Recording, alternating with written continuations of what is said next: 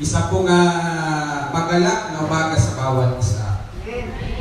Isabi po sa kapatid mo, kapatid, magalak na umaga sa iyo. Magalak, masayang isang umaga sa bawat isa sa ating mga kapatid. Salamat sa Diyos, pagkat ang Diyos po ay napakamabuti sa ating lahat. At binigyan niya po tayo ng magandang panahon upang tayo po ay makapagpuri at mapagsamba sa Diyos.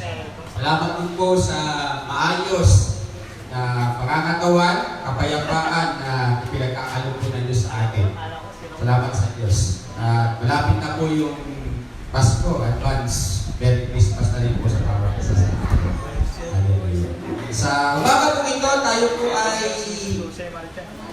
makikinig ng salita ng Diyos sa oras po na ito. Pwede po ang bawat isa po ay, can you please everyone stand? Let us pray before to proceed doon sa salita ng Diyos, mga kapatid. Yan po natin, invite po natin yung Diyos na samahan po tayo at kumilos po yung kanyang salita. Dakilang Diyos na mabuti sa lahat. Tanggapin niyo po yung ating kapuri, yung ating pagsamba, sama po yung pagkakasalanan. Salamat po sa buong linggong ito na yung pag-iingat sa mga provision po ninyo na yung ibinigay upang patuloy po kami, Panginoon Diyos, na marapos po namin bawat araw namin Panginoon. Salamat din po sapagkat pinagpunyo po kami, dinala nyo kami sa iglesia dito upang matugunan po yung pangangailangan din po ng bawat kaluluwa po ng bawat isa. Nihiling po namin na yung pag-ilis po ninyo sa umaga dito, buksan nyo po yung puso, yung isipan ng bawat isa, tayaan niyo po yung salita po ninyo ang siyang kumilos sa bawat isa po sa atin. Gawin mo po yung puso namin malinis, dalisay. Ito po yung pagkahanap po ninyo, Panginoon. At lahat po ng mga kasalanan po namin, amin po nagawa, ito po yung hiningi po namin ang kapatunan. Samahan niyo po kami sa oras nito at hanggang sa matapos po yung service po nito, Panginoon Diyos. Ito po kami. Ito po yung simpleng pasalamat ng panalangin po natin sa Panginoon Jesus. Amen. Can you please everyone? Huwag po na tayo. Can you please ang mensahe po natin, mga kapatid, ay makikita po natin sa James chapter 1 verse 22. At ang topic po natin this month of August is rooted in the Word. James chapter 1 verse 22 ay babasahin ko po sa New King James Version. Sabi niya, but be doers of the word and not hearers only, deceiving yourself. Sa Tagalog po, sabi niya, mamuhay kayo sa salita ng Diyos at hindi lamang ito'y ating pinakikinggan. Pagkat ating lang daw itong pinakikinggan ay ating dinadaya yung ating mga sarili. So, importante po, hindi lamang po pala tayo nakikinig sa salita ng Diyos. Yung pinaka-importante sa lahat ay namumuhay tayo ayon doon sa salita po ng Diyos. Amen po ba? Hallelujah. So, mensahe po, rooted in the Word. Please, introduction. Sa introduction po, many Christians grow older but never grow up in the spiritual life. Yan po yung masakit na katotohanan na marami pong Kristiyano na tumanda na lang sa pananampalataya sa Diyos, nagsisimba linggo-linggo, pero yung pinakamasakit po na katotohanan, marami pong mga Kristiyano na hindi po lumago sa pananampalataya. Kahit sa po sigurong simbahan ay may mga ganong Kristiyano, sapagkat ang paglago po natin sa pananampalataya sa Diyos is it is committed. Meron po tayong committed sa Diyos na gusto po natin lumago, gusto po natin mamunga, gusto po natin maging healthy yung ating buhay, yung pagiging Kristiyano. Marami pong Kristiyano na matagal na sa pananampalataya sa Diyos, pero hindi po lumalago. Kaya minsan po makikita po natin yung ibang Kristiyano kapag may problema na na-experience, hindi na po natin nakikita sa simbahan. At yung iba po nga ay nawawala na po talaga sa paglilingkod sa Diyos. Pagka, hindi po rooted, hindi po nakatanim yung salita ng Diyos sa kanyang buhay. Kaya po, paalala po ng Biblia, sabi niya, na hindi lamang po tayo nakikinig ng salita ng Diyos, kundi kailangan po tayo po ay namumuhay mamuhay sa salita ng Diyos. Sapagkat yung kaluluwa po natin, nangangailangan din po ng pagkain. Sabi po diba na Matthew chapter 4, verse 4, man shall not live by bread alone, but every word comes out from the mouth of God. So nagiging balance po. Yung physical po natin, saka yung spiritual po natin. Yung physical po natin, healthy. Pero yung problema, yung spiritual po natin is weak. Sapagkat hindi po natin naaasikaso yung ating spiritual life. Ang sabi ko po, yung mga previous lessons ko, ay kulang po tayo ng commitment sa Diyos.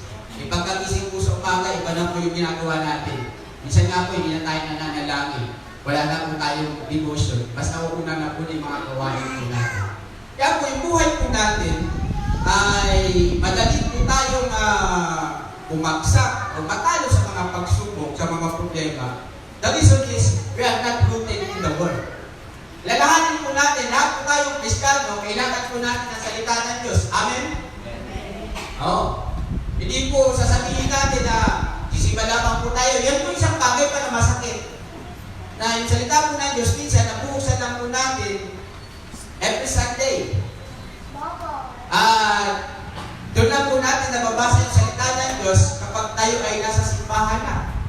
Bato-bato po sa langit na tamaan, sana po ay magbago.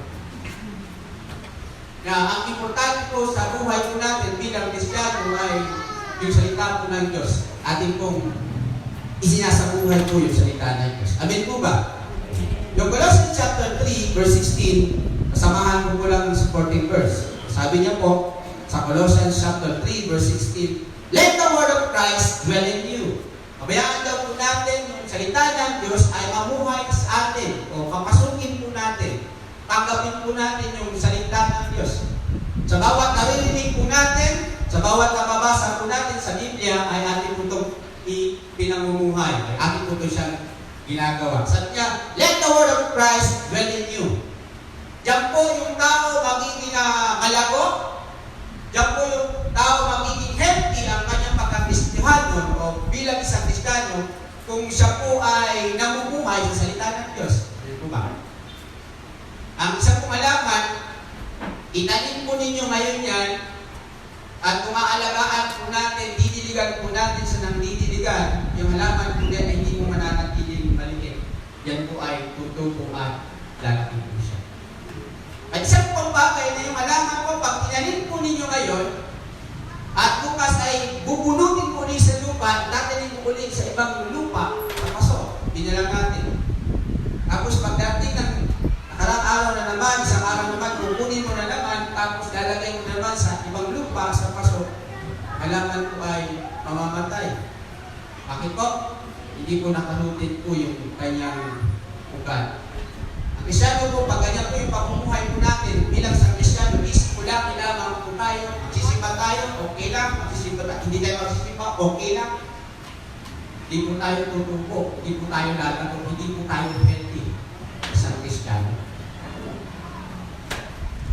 Para ba po yung simba ay traditional lang, okay lang, kahit hindi ko magsimba sa susunod linggo, tutal, may linggo pa naman.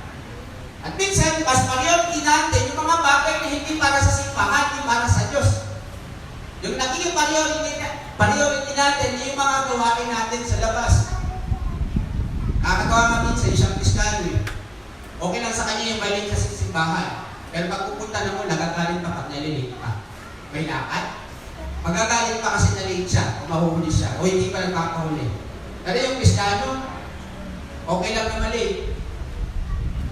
Okay lang na kahit mahuli siya sa worship service. Akin lamang po bilang isang Kristiyano, mga kapatid, ayaw ko sa lahat. Ako po'y nagsisimba na praise na po, o worship na po, nabibilin po ako. Hinahabol ko po talaga pag nagsisimba ako. Gusto ko po ay naaabutan ko po yung pag-umpisa. Nung first time ko po nung dito sa Bagong Barrio, nahanap ko po yung simbahan ninyo kung asan. Yun yung panahon na may karapan si o kakalapitan. Sa dali lang po hindi lamang pong malabas lang po muna kung konti sa mensahe. Hinahanap ko po yung simbahan ninyo sapagkat yung service po ay nahabol ko is yung 9. May karapan po ng panahon na so kakalapitan. Tatanong po ko sa mga tao, sabi ko, asan po simbahan ng born again. Yung mga tao po dito, hindi po nila alam yung simbahan ng born again. Meron po ako na tanungan, sweeper po dyan sa kalsaan. Kunay, magandang umaga po, ako po ay naghahanap po ng simbahan ng born again. Saan po ba yung simbahan? At doon ako tinuro sa Victoria Court. Ang tingin ko, sabi ko, hindi naman ako simbahan, hindi naman ako pag-uhuti. Anong gagawin? Yung bahay yung hinahanap ko, hindi hotel. Patuloy po ako lumakad. Nakarating po ako ng Jesus is Lord. Yan po. May tapat po ng simbahan ng Katoliko. Pagpunta ko po doon, nakita ko yung pastor ko ay nag-event sa akin na sabi ko, hindi na, huli na ako sa service. Buti na lang po may second service, sabi ko na lang ako atin sa second service. Ang hinahapon ko po kasi na yung first ko, bago po pag-umpisa po talaga yung palimbahan, gusto po kay nanay ako. Hindi ko po ugali na ako po ay nalilig sa palimbahan. Dahil hindi ko nakukompleto yung araw ko ng pagpupuri ko sa Diyos kung hindi ko po nauumpisa yung gawain ng Diyos. Sana po lahat po tayo, Kristiyano, ay meron pong init, meron pong pag-ibig sa pag-ibig ng Diyos upang bawat isa po sa atin ay lumago at maging matatag na Kristiyano. Amen po ba? Tayo po yung maging disiplina sa ating sarili para po yung pananampalataya natin sa Diyos ay lumago. Ako din po, pagkapanahon po ng Sabado, ang ginagawa ko po, inahanda ko na yung clip ko, yung sapatos ko, yung pantalon ko, lahat po nang susutin ko. Kahit yung mga anak ko, sa late, prepare ko na po. Kasi hindi ko po gusto patating ng Sunday, doon pa ako naghahapon ng oras. At ako yun po, pag yan na tayo nag-aasikaso, panahon na ng linggo, nagsisimba na tayo, lalo po nangyayari, lalo po tayo nagiginis at marami po nagiging sagapan sa ating ginagawa. Tama po ba? Mas maganda po pagka Saturday pa lang po, prepare na tayo. Para maliligo ka na lang, tapos yung damit mo, hindi mo nahahanapin anong color na gusto mong damit, anong gusto mong sukutin. At least naka-prepare niyan siya, para pagka Sunday, maliligo ka na lang, kakain ka na lang, pagbibilis ka na lang, then pupunta ka na sa church. Amen? Ibig sabihin sa Krista, saan yung damit ko? Pila po, natatalag ka na. Minsan po na, umiinit yung ulo, naikinis na. Alam ba, may mga anak, sabi ko nila sa Bisaya, sinasama na, nawawala na sa mulo. Magiging isang Kristiyano po para maging rooted po yung ating pananampalataya, maging healthy and growing Christian po tayo po ay lagi pong present, lagi po tayo handa para po sa gawain ng Diyos. Amen po ba? So, let the word of Christ dwell in you. Yan po natin. Yung bawat narinig po natin na salita ng Diyos ay atin po itong pinakikinggan at pinapamumuhay. Yung Joshua 1:8, sabi ng Joshua 1:8, sabi niya, Joshua meditate the word of God day and night. Sa kung magandang halimbawa sa Biblia, makita po natin na meron po siyang devoted po siya, meron po siyang devotion. Si Joshua po ay, sabi po ng Diyos sa kanya, Joshua, meditate the word of God, my word, day and night. Basahin mo ito, araw at gabi. Pwede pong pakisabi sa katabi mo, kapatid, gawin ko ito, nagbasa ka ba? Sige nga, sabihin mo lang. Gagawin ka. Sabihin mo lang, kapatid, hindi ko ba ito, nagbasa ka ba? Yung Kristiyano, magdulo pa, pag mga teleserye, update na update kung ano nangyari. Nung namatay si Gato, marami lang sila. So, wakas, matatapos na rin ang probinsya. Update na update sa television, pero sa salita ng Diyos. Kaya kung maraming Kristiyano, na yung buhay po natin, ay hindi po tayo lumalabog spiritually sa dahilan kung tayo po ay nagkukulang sa salita ng Diyos. So, para po maging rooted, maging healthy po yung pamumuhay po natin ng Kristiyano, tayo po ay hindi po natin makakalimutan na magsaliksik ng salita ng Diyos. Amen! Si Ezra 17, isa po sa mga paborito ko verses sa Biblia, pinangalan ko po sa anak ko, si Ezra 17. 7:10. Sabi niya, he applied God's word to himself before preaching it to others. Alam mo ba si Ezra, devoted po siya? Ang salita po ng Diyos ay kanyang binubulay-bulayan, dito po yung binabasa po niya, pinag-aaralan niya po, at tinuturo niya po doon sa mga people. Yun po yung napakaganda na tayo po ay nababasa, nag-aaral po ng salita ng Diyos, sapagkat tayo po ay nagkakaroon ng alaman ng salita ng Diyos at tayo po ay nakakashare. Amin po ba? Lalo na po sa panahon ngayon, alam po natin na marami pong mga false teaching, lalo na po yung mga pumapasok na bahay, pumupunta sa ating mga bahay. Pag may nagtuturo sa atin, kahit hindi na po tama yung pananampalataya, oo na lang tayo, oo.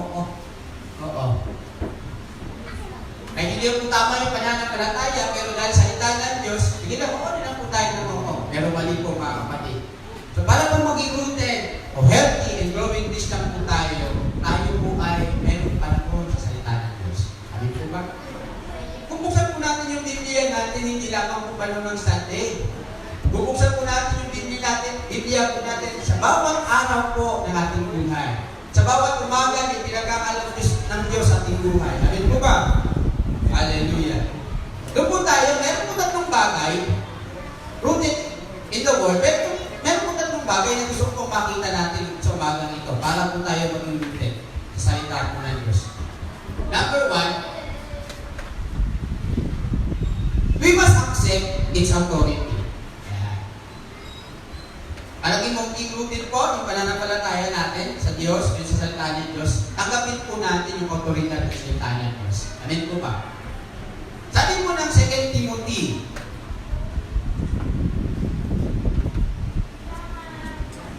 chapter 3, verse 16.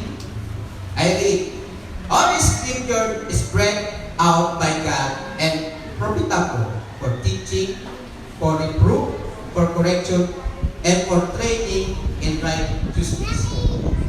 May apat po na bagay na tinuro po sa atin in 2 Timothy chapter 3, verse 16. We must accept its authority. Alam po natin yung Biblia, meron po siyang authority. Meron po siyang tinuturo sa atin. Number 1 po na bagay na makikita po natin, teaching. Alam po yung Biblia? Nagtuturo sa atin. Amen. Tinuturuan tayo, showing us what is right. Alam niyo po ba yung Biblia? Tinuturuan tayo kung ano yung tama. At alam niyo ba yung Biblia, yung book ng Biblia, siya lamang po yung pinaka-oldest book na makikita po natin na hanggang ngayon ay buhay pa rin. At walang pagkaluma yung Biblia. Amen? Naluma yung Biblia? Hindi.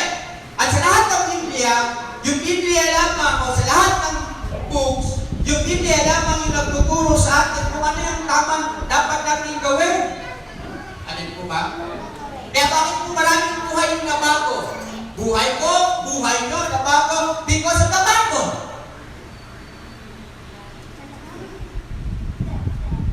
Tinitraining tayo, tinuturuan tayo.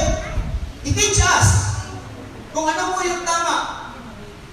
Kaya kung ano yung tama, sinasabi niya. Kino-correction niyo po kung ano yung bagay sa ating buhay na hindi tama. Ilang po kung makikita natin, sabi niya, rebuking. Nananaway po yung Biblia. Showing us when we are not right.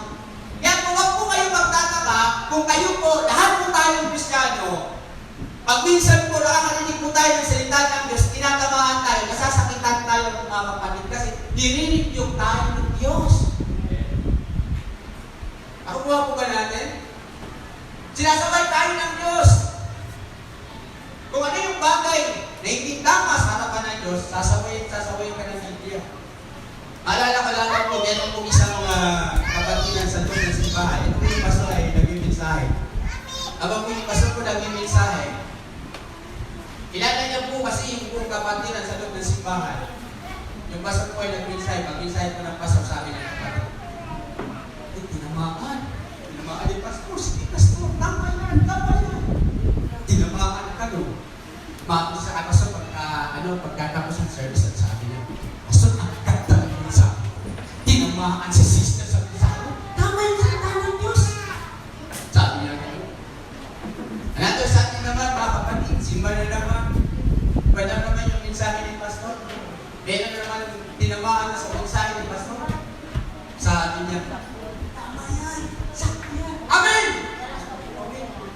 Pagkatapos na naman ng service, lapit na naman sa kay Pastor, sabi niya, Pastor, napis talaga ako sa mensahe mo. Ang ganda ng mensahe mo.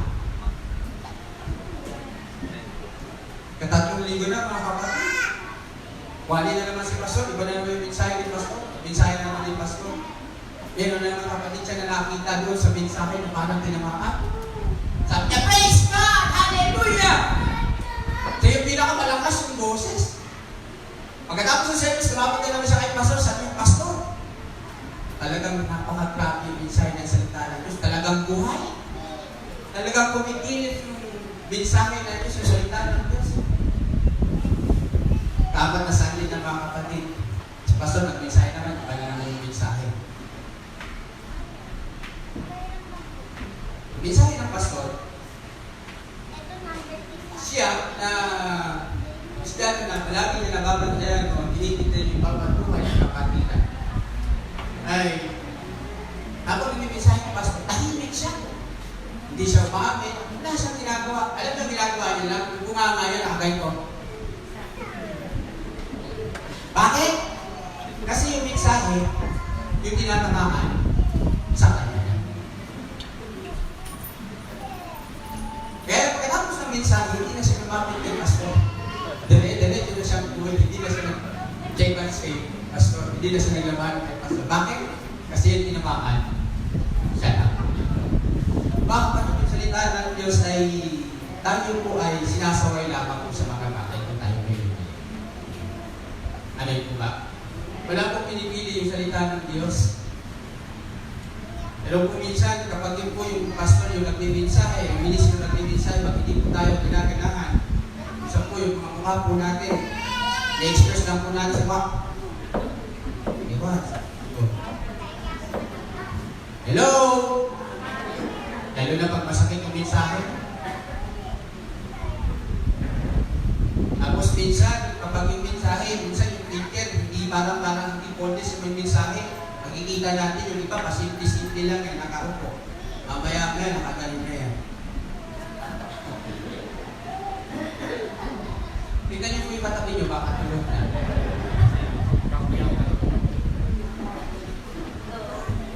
Sabi po ng pastor, ang lahat ng Kristiyano, kung gusto ng langit ay tumayo.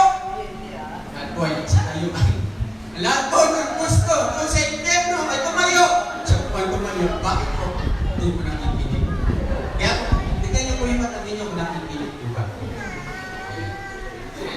Dito po tayo sa loob ng simbahan, hindi po ito mall. Ito po ay takanan ng Diyos kung saan po tayo ay dapat makarinig. Observe po natin yung salita ng Diyos. Sabihin po ba? We must accept its authority. Correcting. Yan po. Sinasaway po tayo. Sinasakto po tayo. Bring us back to what is right. Binabalik po tayo ng Diyos kung ano po yung tama. Tanggapin po natin ang authority ng Biblia. Kung tayo po ay tinuturuan, sinasaway, tinatama tayo. Authority na yun. Kasi kung gusto po ng Diyos, mapaayos po yung bawat buhay po ng bawat isa sa akin. Nung ako po ay bago pa na nagsimba, alaga po yung mentor ko po, nang siya po ay nagmensahe yung panahon na yun, nandun po ako sa likod. Alam niyo po ba yung pakiramdam na habang nagmensahe siya, na ikaw yung tinatamaan? Na hindi pa naman kami nag-uusap, hindi pa naman ako kilala, pero yung lahat ng salita ng Biblia, salita ng Diyos yung sinasabi niya, ako yung tinatamaan. Kaya po yung salita ng Diyos, tayo po ay tinokorek niya sa mga bagay kung tayo po ay mali at pinabalik po tayo sa tama. Amin po ba? I-absorb po natin siya. Tanggapin po natin yung authority. Ika-apat po, sabi niya, training. Give us in what is right. Kung ano yung tama, yun ang dapat gawin. Amin po ba? Hindi po tayo nagko-contradiction sa Biblia. Na mas minsan, mas tama pa tayo yung isip natin kasi sinasabi ng Biblia. Hindi po ganun. Dinitraining po tayo ng Biblia kung ano po yung tama, yun po yung dapat natin gawin. Amen? Sabi sa katabi mo, gawin yung tama. Yeah. Minsan, meron pa tayong pakasakali eh. Nakakatwiran pa tayo. Hindi. Bakit nabayin mo tayo? Kung ano yung sinabi ng Biblia, yun yung sabihin natin. Minsan kasi, pinangingibabaw yung gusto mo. Hindi ganun kapatid. Kasi yung Biblia pa pag sinabi ng Biblia, yun ang dapat sundin. Amen! Hallelujah! So, we must accept its authority. Tanggapin po natin bawat salita na maririnig po natin. Maganda man, pangit man, masaya ka, hindi. Pero yung plano ng Diyos, baguhin yung buhay mo, masayos yung buhay mo, tanggapin po natin. Hindi po lahat ng mensahe, salita ng Diyos ay good sounds para po sa atin. Hindi po maganda lahat ng mensahe na salita ng Diyos ay pabor sa iyo. May mga salita po yung Diyos na sinasaway po yung pamumuhay po natin bilang Kristiyano. That is, gusto ng Diyos maging healthy and growing Christian tayo. Amen? Maging healthy tayo, maging malakas, maging malusog, isang Kristiyano. Number 2, mga kapatid, rooted in the Word, we must assimilate its truth. Absorb po natin. Sabi ko na Biblia, sabi ni James, di ba? Mamuhay tayo sa salita ng Diyos. Hindi lamang daw nakikinig tayo, kundi ina-absorb po natin. Pag kumakain po tayo, ginagawa po natin, di ba? Sinasapsap po natin yung pagkain, inuuya po natin. Kasi pag inuuya po natin yung pagkain, doon po natin nalalasahan. Yung anong lasa ng pagkain, hindi po tayo kumakain ng pagsubo mo, nilulunok mo agad, hindi ka po mabubusog. I mean, ganito rin po. Pag tayo po ay nasa simbahan, pag tayo po ay nagbabasa ng Biblia o nakikinig po tayo ng salita ng Diyos, na-absorb po natin siya. Kinukuha po natin siya. Tinatanggap po natin siya para po tayo ay maging healthy na Kristiyano. Hindi po yung lalabas po tayo dito para wala lang nangyari. Wala lang. Ano nangyari sa'yo? May nagbago? Wala lang. Kaya absorb po natin kasi bawat simba po natin, meron pong ginagawa yung Diyos. Yung Diyos po ay nag-uusap sa atin sa pamamagitan ng kanyang salita. Amen? Kaya mga buhay, marami pong mga buhay ng tao nagbago dahil nga po sa salita ng Diyos. Kaya sabi ni Santiago, hindi lamang tayo nakikinig ng salita ng Diyos, kundi tayo po ay namumuhay. At makikita po yan sa loob ng ating bahay, makikita po yan ng ating kapitbahay, makikita po yan dito sa loob ng ating iglesia. Ano po ba? We welcome in our heart His Word. Sa gawa po, sabi ng gawa, o sa Acts chapter 17, verse 10 to 11, yung mga taga-Berea po, na mga kapatilan, nung pinadala po ni Paul, si Silas po sa Berea po, alam niyo po, habang nagtuturo po si Paul ng salita ng Diyos, alam niyo po yung mga tao doon sa Berea po, sila po ay masukid na nakikinig at binabasa po nila, pinagmumulay-gulayan po nila yung salita ng Diyos na tinuturo po ni Papa. Sige po, tignan po natin yung Acts o Gawa, chapter 17, verse 10 to 11. Now these Jews were more noble than those in Thessalonica. Ang sabi niya, they received the word with all eagerness, examining the scripture daily to see if these things were so. Tignan nyo, anong ginagawa nila? Yun ang mga kapatiran sa mga kapatid doon sa Persia. Ginagawa po nila, pinag-aaralan po nila yung salita ng Diyos na tinuturo sa kanila kung ito po ba ay totoo, tama. Yung naririnig po nila, pinagpupulay-pulayan po nila. Yung mga kapatiran sa Berea, talagang inubusisa nila po yung tinuturo sa kanila, tama ba? Nandun po yung init, yung alam nila sa pakikinig ng salita ng Diyos. Hello? Alam niyo po, pag ganito yung Kristiyano, talagang purutin po siya, lumalaki po siya sa pagiging Kristiyano niya. At nagiging healthy po yung pamumuhay niya bilang isang Kristiyano. Bakit po? Kasi po, yung salita po ng Diyos na naririnig niya, yung tinuturo po, pinag-aaralan niya. Hello? Nandiyan pa kayo? Mga parin. Ganun po tayo dapat, pinag-aaralan po natin, na-absorb po natin yung salita ng Diyos. Kung ano po yung naririnig natin, ano po yung mensahe na sinasabi ng salita ng Diyos, ating pinag-gulayan, ating pinag-aaralan. Siya po yung laban po natin sa mga pagsubok, sa mga problema sa ating buhay. Ako po naniniwala na yan lamang po magiging matatag ng isang Kristiyano kung siya po ay talagang meron lang panahon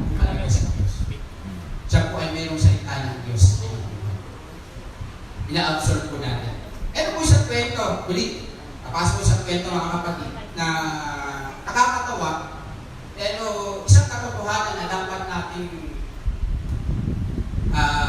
tandaan sa ating buhay natin. Meron po isang Kristiyano, taga Manila po siya. Siya po ay nagbakasyon po ng probinsya. At nangyari po, kasi alam niyo po yung probinsya, lalo na po yung probinsya na po talagang probinsya, yung mga bukid na, may mga bundok na. Doon po ay walang ilaw sa probinsya. Wala pong electric pan, wala pong talagang connection ng kuryente po doon. Ang tanging ano lamang po doon, ilaw lamang po, yung lampara. Yun lamang po, kaya yung gasera. Wala pong electric pan, pero presko po yung hangin. Ito pong Kristiyano na to ay natulog po siya. Siya po ay nainitan. Malinsangan po yung panahon. Gawa niya po, nagugad po siya ng damit niya. Tapos, binuksan niya po yung bintana para po meron pong hangin na masok po sa loob ng kwarto. Kaya po, para pong meron siyang narinig sa mga Bisaya po na ay balbal. Wak-wak. Alam niyo yung balbal, wak-wak. Ngayon, manananggal. Kumakampay sa bintana. Bukas yung bintana. Pagtingin niya, kasi narinig niya eh. Sabi, pagtingin niya sa bintana, nakakita niya. Nandun yung limanan. Kumakampay yung pakpak. Sa taranta niya, sabi niya, John 3:16, the Lord is my shepherd, and not shall he want. Si Manang po tumatao, hindi po maalas. Sabi ng Kristiyano, ba't ka tumatawa? Sabi ni Manang, Brad, sabi niya, mali ang sinabi mo. Hindi yan John 3:16. Psalm 23:1 yan, nagkaroon po yung Kristiyano. Sabi niya, ba't alam mo? Sabi ni Manang, oy Brad, dati na akong Kristiyano. Tapos tayo ng langit. Ano po yung lesson? Ang dami po sa atin dito, ang tagal na po sa pananampalataya sa Diyos, pero dito po, wala po tayong memory verse. Wala po tayong Biblia. Bakit po? Hindi po kasi natin binabasa yung salita ng Diyos. Hindi pa nga sa Facebook eh. Pag may good morning, YouTube. Diba? Pero nung una, wala pang touchscreen, yung keypad pala. Pag nag-text, Visio, YouTube. Pero yung Biblia, wala pang linggo. I mean, gawin po ba ang pamumuhay po natin bilang Kristiyano? Asan po yung routine in the world? Nagiging healthy po tayo physically, pero yung spiritual po natin, pinababayaan po natin na kung saan mas importante sa lahat yung ating spiritual. Hello! Na buhay. Maging balanse po yung ating pong pamumuhay. Dami na po ng Kristiyano, tagal na po natin. Kamusta na po yung pagiging Kristiyano po natin? May mga memory verse po ba tayo naalala? May mga memory verse po ba tayo? Na-memorize po natin. Asa po yung routine in the world? Kaya po minsan, yung ibang Kristiyano hindi po nakakashare ng Word of God. Kasi bakit? They lack of knowledge. Sarado po yung kaisipan, wala pong kalaman sa Biblia. Bakit? Hindi po kasi natin binubuksan yung Biblia. Hindi po kasi natin pinabasa yung Biblia. Hello, Christian! Bato-bato po sa langit, tamaan po. Pagbabasa na po ng Biblia. Hello! Max! Assimilate its truth. Absorb po natin yung salita ng Diyos para po tayo ay maging healthy and growing Christian. Many believers who claim to believe the Bibles from cover to cover. Maraming Christian na naniniwala ng Biblia. Lahat po ba tayo naniniwala ng Biblia? Laksan po natin, lahat po ba tayo naniniwala ng Biblia? Amen. I've never read it from cover to cover. Yun lang. Naniniwala ka ng Biblia, pero hindi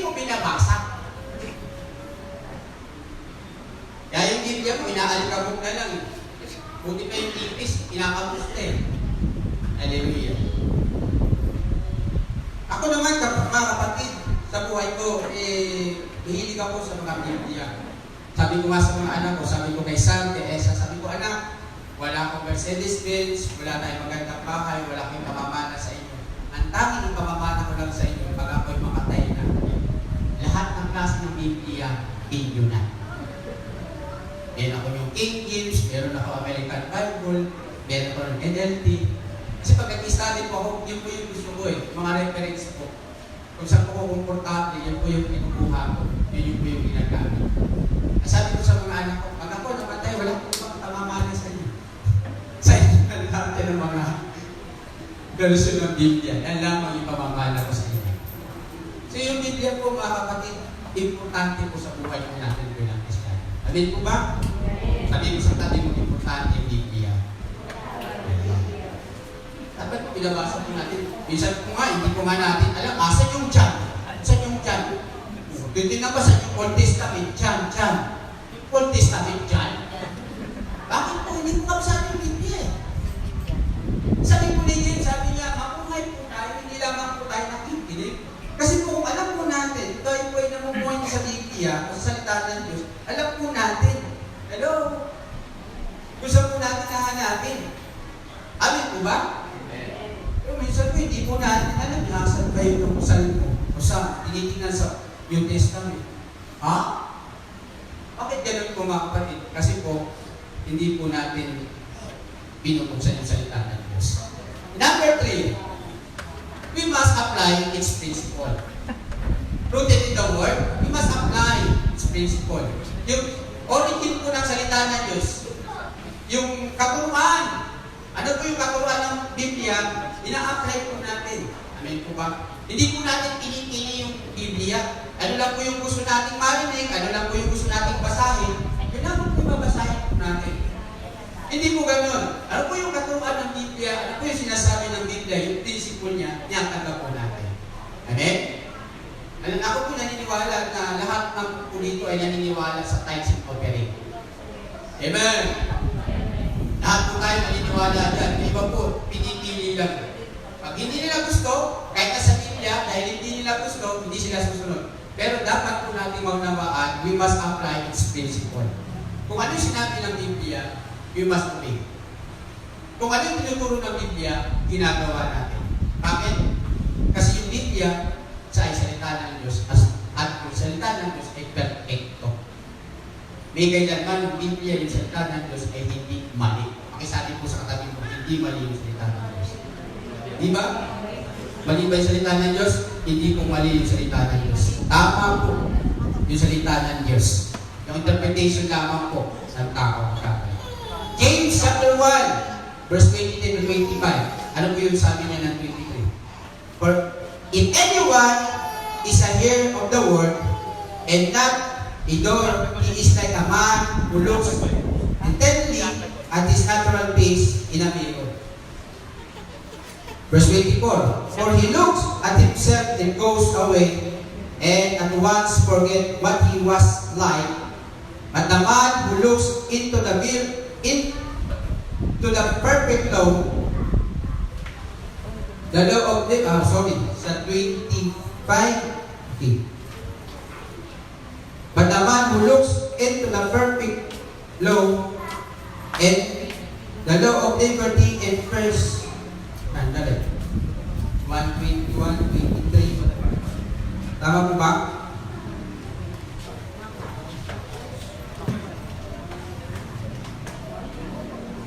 Ayun, tama.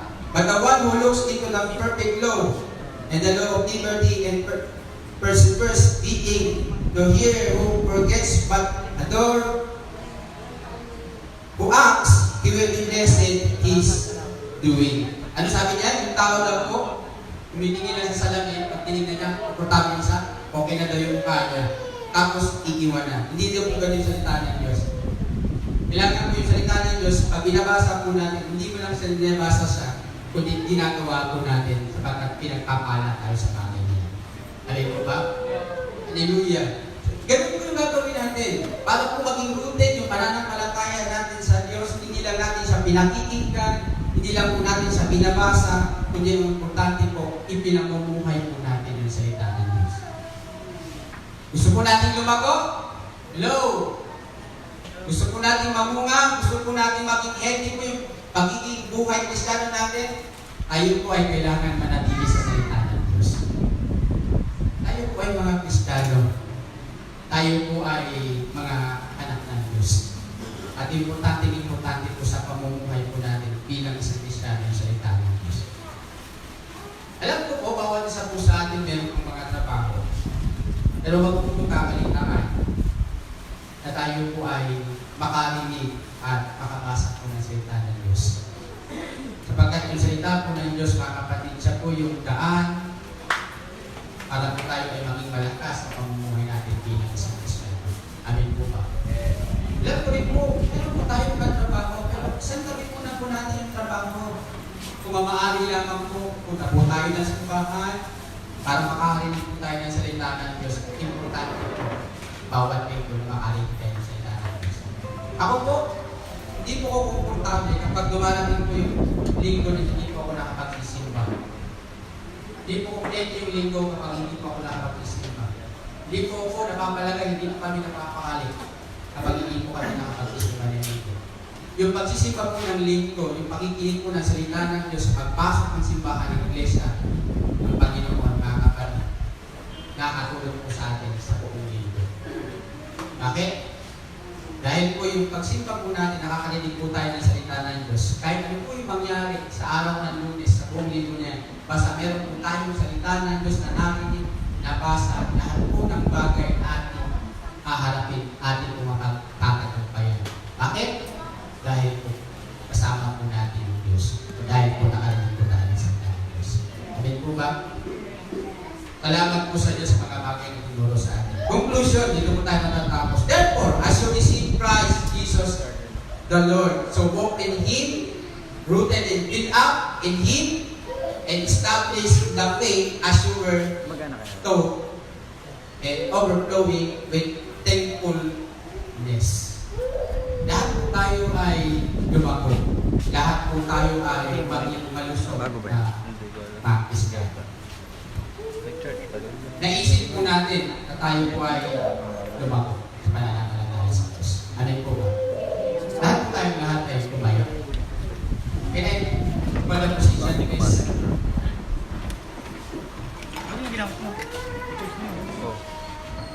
pinapaalalahanan po tayo ng salita na ang salita po niya ay importante, pahalaga.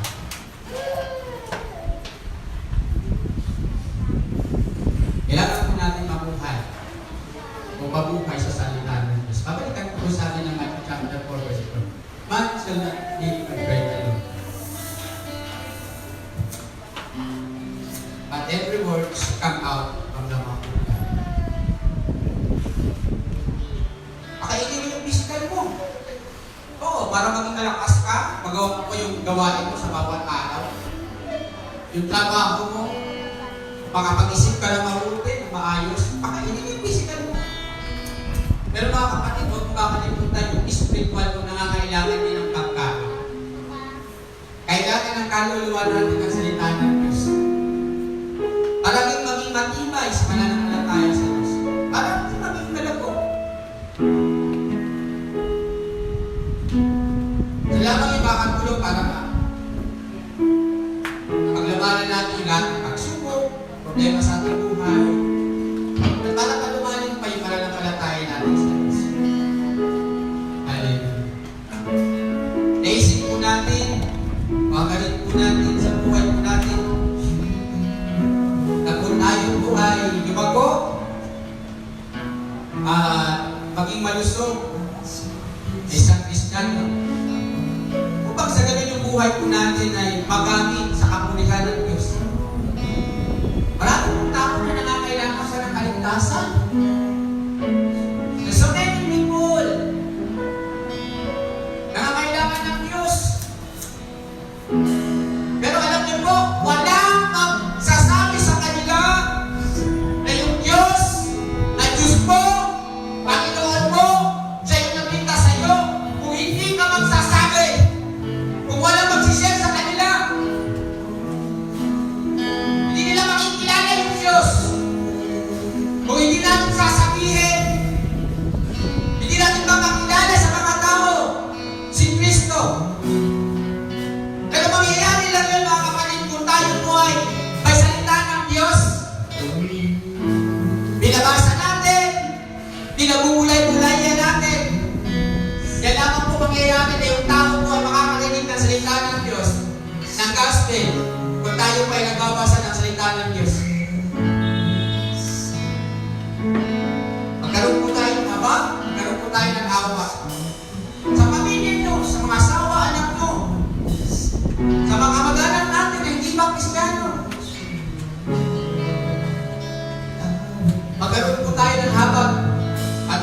kanila. Basahin po natin yung salita ng Diyos. At yung salita ng Diyos na ating nabasa, ating natutunan, ating ibahagi sa mga taong hindi pa nakakakilala sa Diyos. Hallelujah. Upang sa ganon, kapag balik ng Panginoon, ang bawat tao na sa sanlibutan ito ay makasama sa muling pagbalik ng ating Panginoong Diyos na ating tagapagligtas na si Jesus. Oh, hallelujah. We praise you and we glorify your name, O God. Salamat po sa paalala mo sa amin na kami ay lumago o maging malusog na isang Kristiyano, Panginoon. Sa pamamagitan po ng iyong salita, Panginoon. Tulungan mo po yung bawat isa na magkaroon po ng alam, init, yung puso, Panginoon Diyos, pag-ibig sa iyong salita. Upang yung salita po ninyo, Panginoon Diyos, ay amin po mamahagi sa mga tao hindi pa po nakakilala sa iyo. Upang sa ganun din po ang aming pamumuhay bilang Kristiyano, ito po'y mamunga, lumago, at maging malusog yung aming relasyon sa iyo, Panginoon. Upang mapaglabanan po namin ang bawat problema at ang bawat pagsubok na pagdaraanan natin sa aming buhay. Salamat po sa bawat pagsaway, sa bawat pagtuturo, sa bawat, Panginoon Diyos, na iyong pagsama sa amin, sa iyong paggabay, sa iyong salita, Panginoon. Salamat po na iyong salita yung nagbago ng bawat buhay ng bawat isa sa amin. Salamat po sa mga yung Biblia po, yung salita po ninyo. Siya po, Panginoon Diyos, hallelujah, ay tapat sa iyong mga pangako. Salamat po sa provision. Hallelujah, sa lahat po ng bagay na iyong ginawa sa aming buhay, natin pinagpapasalamat sa iyo, Panginoon. Bawat kapatid na narito sa oras po na ito, Panginoon, pagpalain niyo po yung bawat buhay po ng bawat sa kanila. Bawat din mga kailangan financially, Lord, ay declare. Pagpalain mo, tugulan mo yung mga kailangan nito, Panginoon. Bawat may problema, may bawat sinirasin. Panginoon Diyos, ako po yung kamay po ninyo na maranasan po nila yung pagtulong at pagkilos po ninyo, Panginoon Diyos. Hallelujah, na makita nila na ikaw ang tapat at dakilang Diyos sa lahat po ng pagkakataon, Panginoon. Bawat din po mayroong karamdaman, kaya ano po yung banal po yung kamay na siyang kumilos, umipo, mula ulo hanggang doon sa kanilang lamalama, Panginoon Diyos, at magkaroon po ng kagalingan, Panginoon. Hallelujah. At sa mga tao po, sa mga kapatiran po na kulang ng kaalaman sa iyong salita, panalangin po sa iyo. Bigyan po sila ng kaalaman, katalikuhan sa iyong salita upang iyong salita po ninyo ay pagmamahal sa bawat tao sa hindi pa po nakakilala sa iyo. Maraming po salamat sa iyo, Panginoon. At tuloy niyo po palaluin ang aming spiritual sa pamumuhay. At tuloy niyo po kami pamungahin sa pananampalataya, pananalig sa iyo, Panginoon. Salamat po.